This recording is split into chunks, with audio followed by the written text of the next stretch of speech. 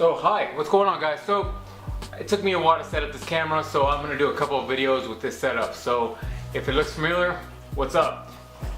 That doesn't make sense. Anyway, so today I wanted to bring to you guys was sumo versus standard deadlifting. As you guys may or may not know, I've been doing a lot of deadlifting lately. It's actually, are you guys serious right now? I've been doing a lot of deadlifting lately. So a lot of my focus has been on improving these lifts, and I think somebody was asking why do one or the other over the other.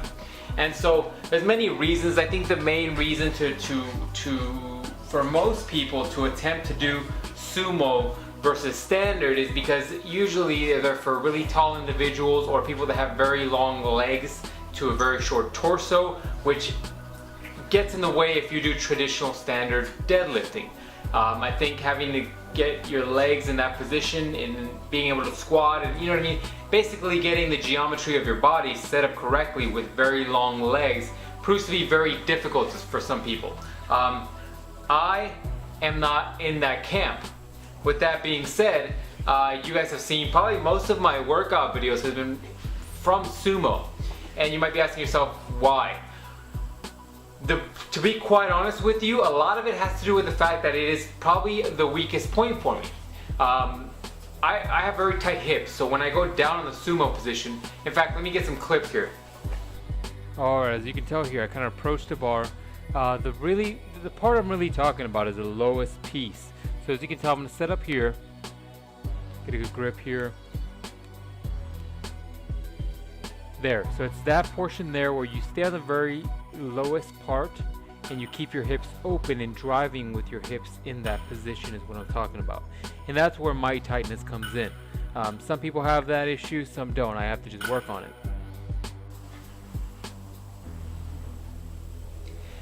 As you can see, the sumo is a little bit differently, where you have to go down, open your hips, and actually pop with open hips, while with the standard, you kind of squat down a little bit, you kind of get in a tight position where all you have to really do is lift the bar slightly and your hip drive is right there available to you.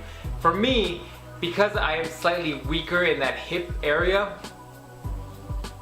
getting my body in a position where I can get that leg and hip drive right away isn't readily available. So I chose to work on my weak spots and go ahead and started by working on the weakest spot ever.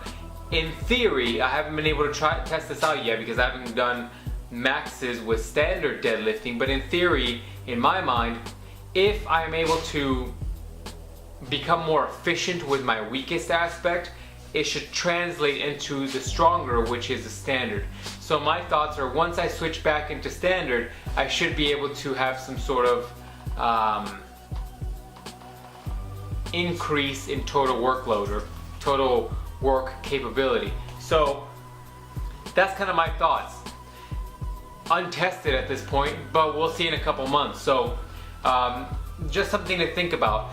Now, if you're an individual who has the ability to do both, I would just say try it out. Definitely alternate between one or the other. With the sumo, you're gonna find that you have a lot more quad development, so you're gonna get a lot more burning on your quads.